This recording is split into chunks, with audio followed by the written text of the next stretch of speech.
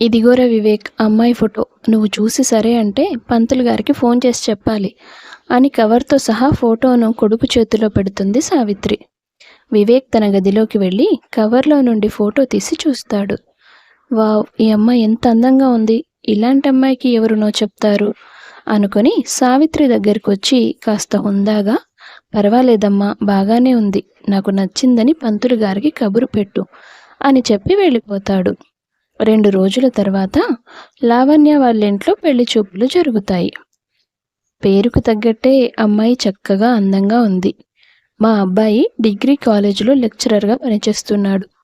మా వాడని చెప్పడం కాదు, కానీ వాడి మీద ఇప్పటి వరకు చిన్న రిమార్క్ కూడా లేదు. ఆ విషయంలో మీకు ఎలాంటి సందేహాలు అక్కర్లేదు. అమ్మాయి నచ్చిందని వాడు ఫోటో చూడగానే చెప్పేశాడు. ఇక మీ అమ్మాయి అభిప్రాయం కూడా తెలుసుకుంటే దాన్ని బట్టి సంబంధం కలుపుకోవచ్చు అన్నాడు వివేక్ తండ్రి ప్రసాదరావు. లావణ్య తల్లి నీరజ కూతురు చెవిలో నెమ్మదిగా అడిగింది, నువ్వేమంటావు తల్లి అని.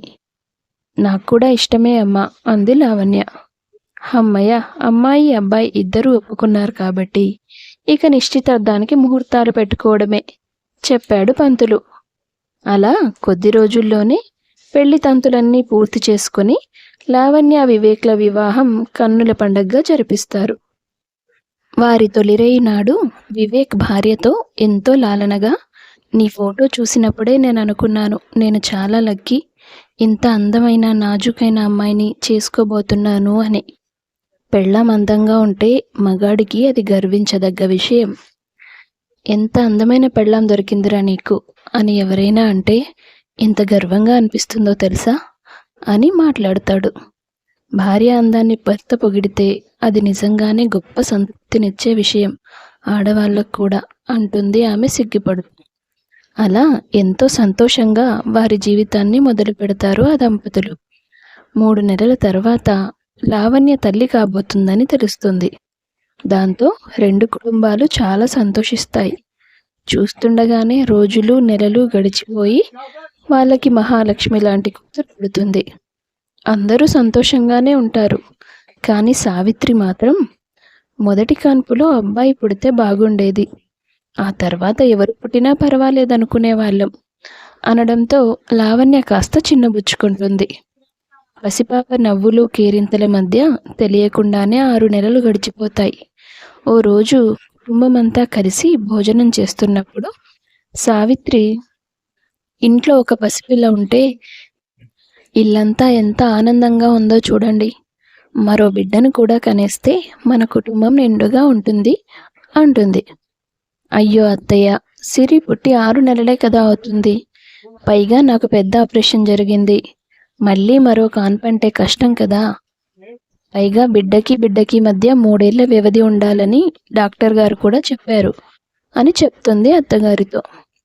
ఏంటి లావణ్య పొగరు, అమ్మ చెప్తుందంటే మన మంచికే కదా చెప్తుంది, అలా ఎదురు సమాధానం ఇవ్వడం అవసరమా అంటూ అరుస్తాడు వివేక్. భర్త కోపంగా మాట్లాడడంతో మౌనంగా ఉండిపోతుంది లావణ్య. ఎందుకురా తినేటప్పుడు కోడలి మీద అరుస్తావు, దేవుడు ఎప్పుడు ఇవ్వాలనుకుంటే అప్పుడే ఇస్తాడు, ఈ విషయం గురించి ఇంత చర్చ అవసరం లేదు, ముందు భోజనం పూర్తి చేయండి అని కొడుకును మందలిస్తాడు ప్రసాదరావు. లావణ్య ఆ రోజు రాత్రి భర్తతో 1 సంవత్సరం వరకు పిల్లలు కలగకుండా జాగ్రత్తలు తీసుకుందామని మాట్లాడాలనుకుంది. కానీ భోజనం చేసేటప్పుడు జరిగిన వాదన వలన భయపడి ఆ విషయాన్ని పక్కన పెట్టేసింది. దేవుడి దయ వలన ఈ 6 నెలలు బాగానే గడిచాయి. కానీ ఇకపై కొన్నాళ్ళు పిల్లలు పుట్టకుండా జాగ్రత్తలు తీసుకోవాలనుకున్నాను. ఈ మాట ఆయనకు చెప్పే ధైర్యం లేదు. నా శరీరంలో అంత ఓపిక లేదు దేవుడా, ఇక నువ్వే నన్ను ఆదుకోవాలి అని భగవంతుణ్ణి ప్రార్థించి యథావిధిగా జీవితం గడుపుతూ వస్తుంది. ఆమె ప్రార్థనలు ఆ పైవాడి చెవికి ఎక్కలేదేమో. 2 నెలలు కూడా గడవకముందే మళ్ళీ లావణ్య తల్లి కాబోతుందని తెలిసింది. వివేక్ సావిత్రి చాలా సంతోషించారు. లావణ్య మొహంలో మాత్రం ఆ సంతోషం లేదు. చంకలో ఒక బిడ్డతో, కడుపులో మరో బిడ్డతో ఆరోగ్యం సరిగా సహకరించకపోయినా ఎప్పటిలాగే ఇంటి పనులన్నీ చక్కబెట్టేది. 9 నెలల తర్వాత కుటుంబంలో అంతా కోరుకున్నట్టు పండంటి మగబిడ్డ జన్మిస్తాడు. కానీ లావణ్యకు రక్తస్రావం ఎక్కువ అవ్వడంతో చాలా బలహీనపడిపోతుంది. రెండవ కాన్పు కావడంతో ఈసారి పుట్టింటికి పంపలేదు అత్తగారు. దాంతో ఆమెకు నెల రోజులు కూడా సరిగా విశ్రాంతి దొరకలేదు. నెమ్మదిగా లేచి ఇంట్లో పనులన్నీ చేయడం మొదలుపెట్టింది. 2 పిల్లల సేవ, ఇంటి చాకిరీ, పైగా శరీరంలో రక్తహీనత వల్ల ఆమె చాలా నీరసపడిపోవడంతో హాస్పిటళ్ల చుట్టూ తిరగాల్సొచ్చింది. చూడండమ్మా, మీకు రక్తం బాగా తక్కువగా ఉంది. ఇలా అయితే కష్టం. మీరు మంచి ఆహారం తీసుకోవాలి. ఈ మందులన్నీ వాడాలి. అప్పుడే మీ బిడ్డకు సరిపడా పాలొస్తాయి అని చెప్పి మెడిసిన్స్ ఇచ్చారు డాక్టర్.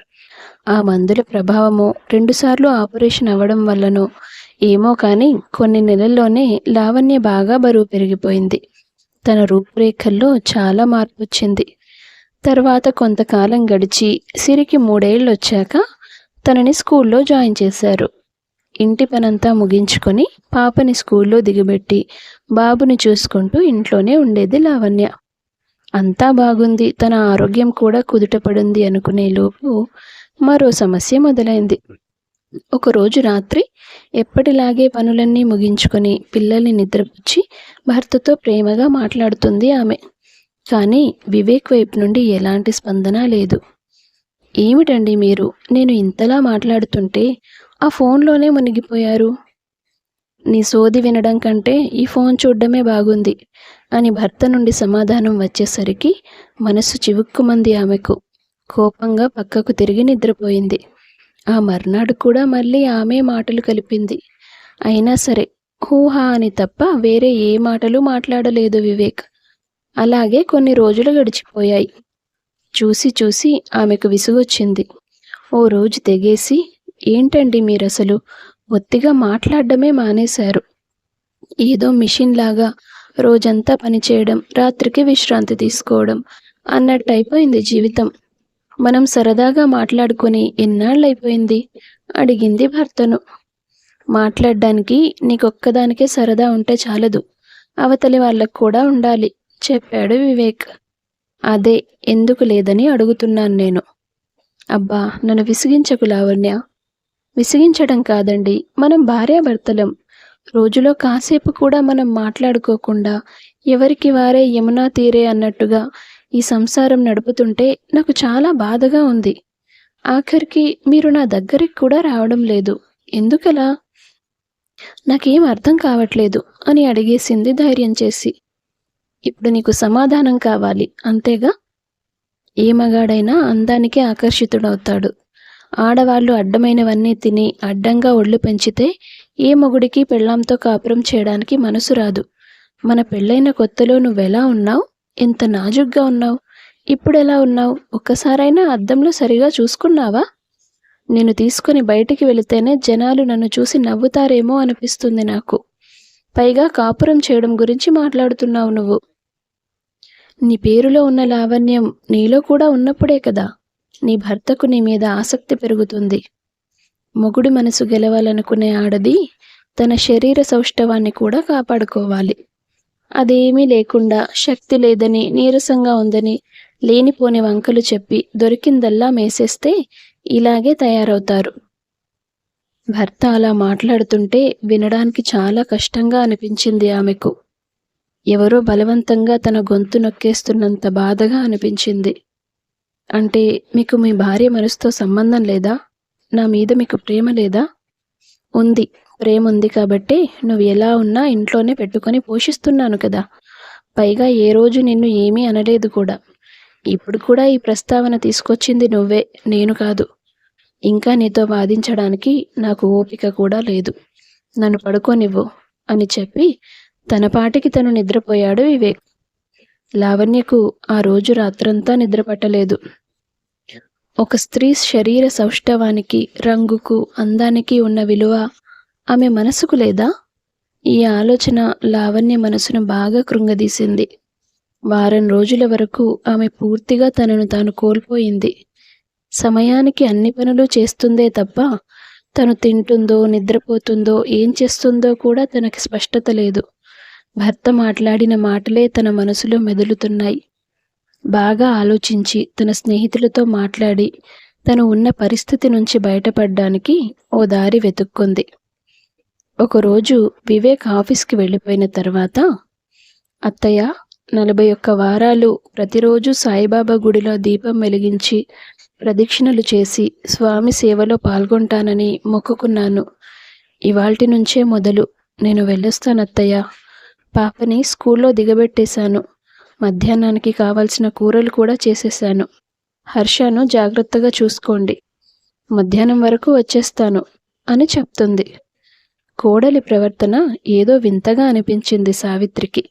అందుకే శాంతంగా, ఏంటమ్మా సడన్గా, ఏదైనా సమస్య అని అడుగుతుంది. అలాంటిదేం లేదత్తయ్య, మనసంతా ఏదోలా ఉంటుంది. ఈ చికాకులన్నీ దూరమైపోవాలని మొక్కుకున్నానంతే. ఏమైంది లావణ్య నీకు? వివేక్కి నీకు మధ్య ఏదైనా గొడవ? మీ అబ్బాయికి నాతో గొడవ పడేంత సమయం ఎక్కడిదత్తయ్య.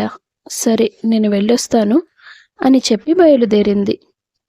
ఇంట్లో అడుగుపెట్టిన రోజు నుంచి లావణ్య ఏనాడు ఇంత ధైర్యంగా మాట్లాడలేదు. తన మనసులో ఏదో బాధ ఉంది. ఎంతైనా తను నా కోడలు. తను సంతోషంగా ఉండకపోతే నా ఇల్లు కూడా మోగబోతుందనేది వాస్తవం. దేవుడా, లావణ్య మనసులో ఏ బాధ ఉన్నా దాన్ని నువ్వే పోగొట్టు అని వేడుకుని ఆ రోజు నుంచి హర్ష బాధ్యత తీసుకోవడానికి సిద్ధపడింది సావిత్రి. ఇంటి నుంచి గుడికి 4 కిలోమీటర్లు. లావణ్య కాలినడకనే వెళ్ళింది. అయితే వెళ్ళింది సాయిబాబా గుడికి కాదు, పక్కనే ఉన్న కోచింగ్ సెంటర్కి. లావణ్య తన డిగ్రీ పూర్తి చేసింది. పెళ్లి తర్వాత ఇల్లు పిల్లల బాధ్యత వలన ఉద్యోగం గురించి ఆలోచించలేదు. కానీ వారం క్రితం భర్త మాట్లాడిన మాటల వల్ల తనకి ఆలోచన వచ్చింది. ఆయనకి తన భార్య అందంగా ఉండాలి. నేను నిన్ను పోషిస్తుంటే నువ్వు కూర్చొని తింటున్నావు అని ఆయన నన్ను అన్న మాట ఇంకెప్పుడు అనకూడదు. ఇంట్లో ఎంత చాకిరీ చేసినా దానికి ఎప్పుడూ గుర్తింపు రాదు. బయటికి వెళ్ళి పని చేసి డబ్బు సంపాదించాలి. ఈ రెండు జరిగేలా చేయాలి అని దృఢంగా నిశ్చయించుకుంది. తను వెళ్లే కోచింగ్ సెంటర్లో రకరకాల సాఫ్ట్వేర్ కోర్సులు నేర్పిస్తారు. వాటికి కట్టాల్సిన డబ్బును తన తండ్రి దగ్గర అప్పుగా తీసుకుంది. అలా 6 నెలల వరకు ప్రతిరోజు అదే సమయానికి నడిచి వెళ్ళి క్లాసులు పూర్తి చేసుకుని మళ్ళీ కాలినడకనే ఇంటికి వచ్చేది.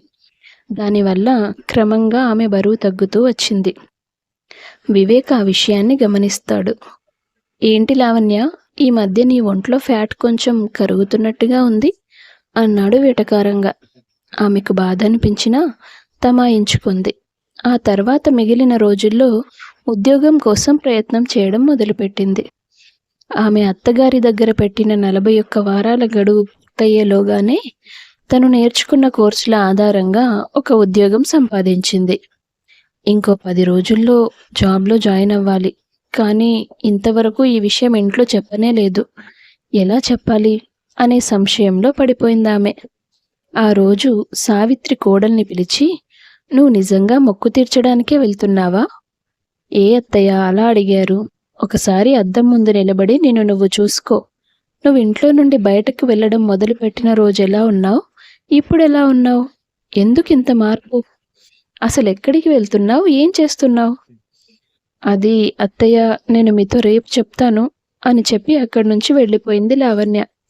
ఆ రోజు రాత్రి భర్త దగ్గరికి వెళ్ళి, ఏవండి, మీకొక విషయం చెప్పాలి. నువ్వు కాదు, కొద్ది రోజులుగా నేనే నీకొక విషయం చెప్దామనుకుంటున్నాను. ఏంటండి అది? నేను నిన్ను గమనిస్తూనే ఉన్నాను. చాలా మార్పు వచ్చింది నీలో. ఒకప్పటి లావణ్య కనిపిస్తుంది నాకు నీలో ఇప్పుడు.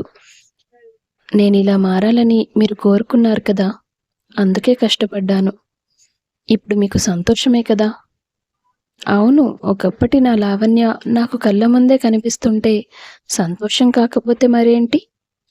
సరే, మీ సంతోషం కోసం నేను ఇది చేశాను కాబట్టి నా సంతోషం కోసం మీరు ఒకటి చెయ్యాలి.